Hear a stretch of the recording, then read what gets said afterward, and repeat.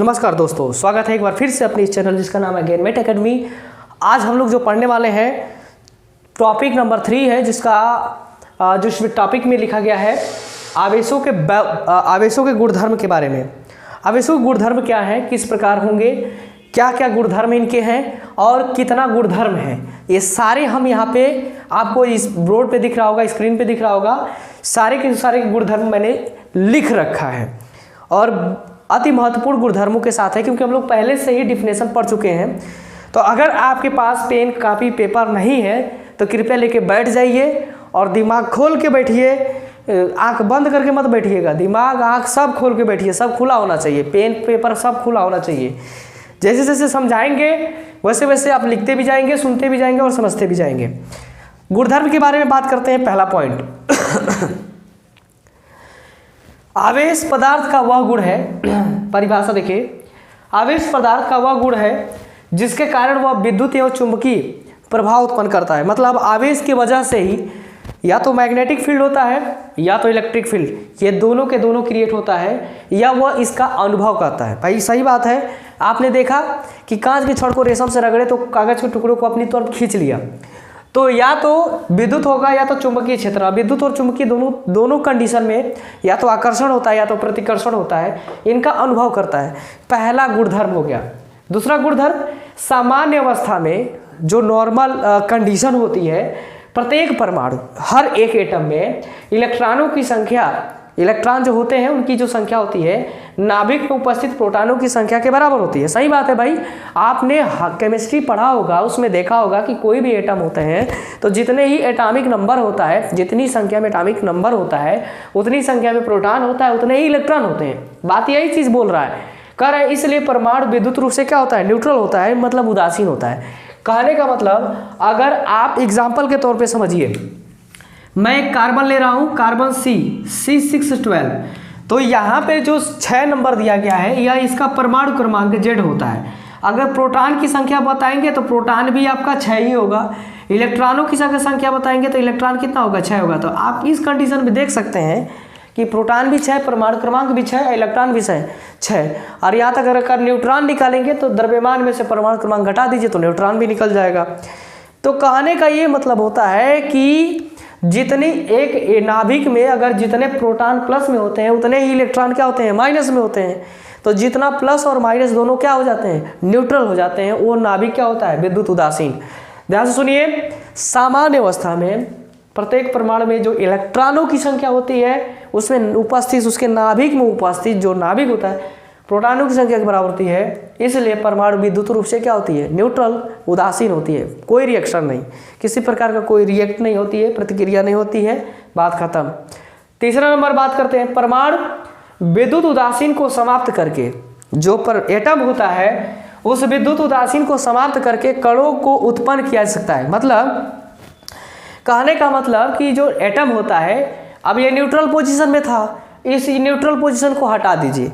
हटाने के लिए आप क्या करेंगे, या तो रगड़ेंगे या तो घर्षण करेंगे या तो किसी पत्थर पे चला के मारिए, चाहे कुछ करिए।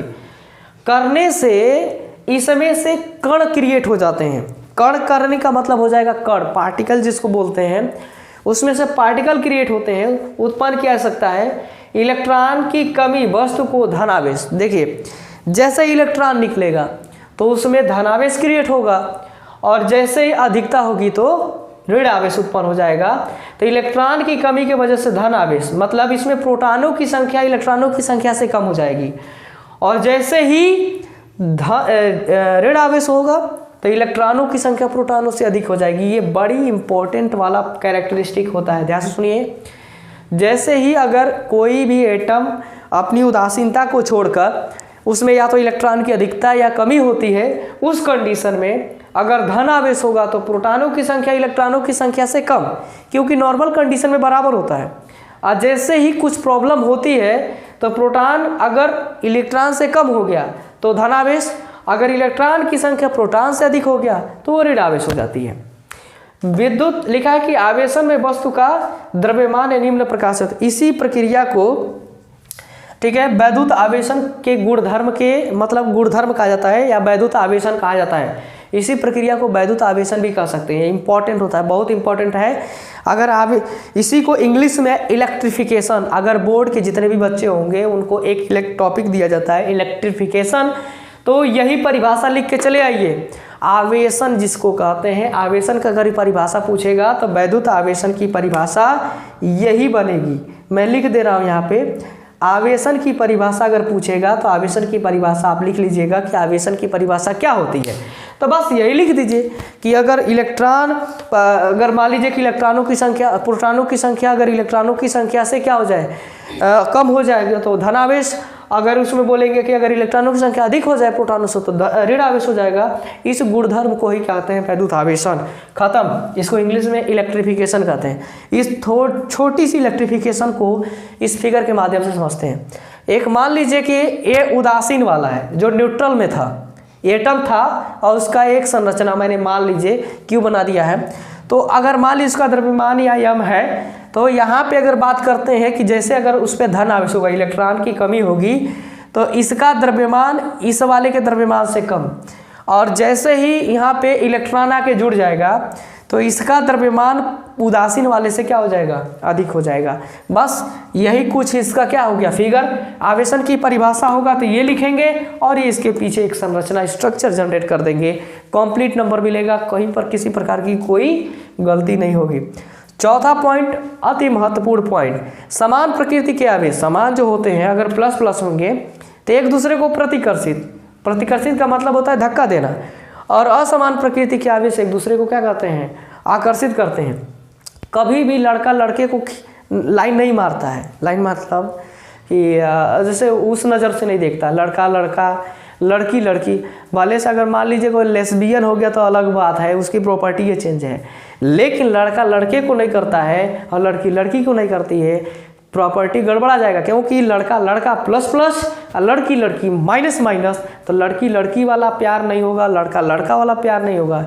प्यार किनके बीच में होता है, प्यार मतलब आकर्षण किनके बीच में होता है, लड़का और लड़की के बीच में अट्रैक्शन फोर्स लगता है। तो एक प्लस है दूसरा माइनस है तो आकर्षण तो बढ़ना ही बढ़ना है। तो कभी वही बोला है कि समान प्रकृति के आवेश एक दूसरे को धक्का देते हैं। अगर कोनो मान लो लड़का है, एग्जाम्पल के तौर पर समझो, आ जाके किसी लड़के से कहे हम तो से लव करते हैं, आई लव यू, तो वो थोड़ी कहेगा कि आई लव यू टू, दो चप्पल मार के कहेगा सारे चूतिया गया क्या जी, लेस्बियन समझ के रखे हो। लड़की लड़की जाके नहीं बोलेगी। कहने का मतलब अगर लड़का लड़की के पास जाके अगर ऐसा कह देता है तो थोड़ी मुस्कुराएगी, या लड़की लड़के के पास जाएगी तो भी उसके मन में जो है लावा फूटना चालू कर देंगे। तो ये कहने का मतलब है कि समान प्रकृति के आवेश एक दूसरे को प्रतिकर्षित और असमान आवेश एक दूसरे को क्या करते हैं, आकर्षित करते हैं। तो देखिए प्लस प्लस या माइनस माइनस ये आपको रिपल्सिव करेंगे, प्रतिकर्षित करेंगे, और यहाँ पे जो है एक प्लस एक माइनस है, एक दूसरे को क्या करेंगे, आकर्षित करेंगे। आवेश का इतना गुणधर्म अगर आप लिख देते हैं तो समझ लीजिए कि आप एग्जाम में क्या कर सकते हैं, पूरा कंप्लीट नंबर मिलेगा। दुइयठ ही लिख देंगे तब वो कंप्लीट मिलेगा। आवेशन की अगर परिभाषा पूछेगा तो ये वाला आपका परिभाषा हो जाएगा, और ये वाला क्या हो जाएगा आपका, इसका उसके पीछे का कुछ स्ट्रक्चर हो जाएगा। तो ये अति महत्वपूर्ण इसके गुणधर्म हो गए। अब इसके बाद जो है हम लोग आवेशन के संबंधित हम कुछ महत्वपूर्ण फार्मूला देखेंगे और उस पर कुछ न्यूमेरिकल लगाना सीखेंगे। तो बहुत बहुत स्वागत है एक बार फिर से, और इसमें आप मेरे चैनल को लाइक करें, शेयर करें, सब्सक्राइब करें और नोट्स कंप्लीटली बनाते रहें, क्योंकि बारी बारी से नोट्स बनाते रहेंगे तो कहीं खोजने की ज़रूरत नहीं पड़ेगी।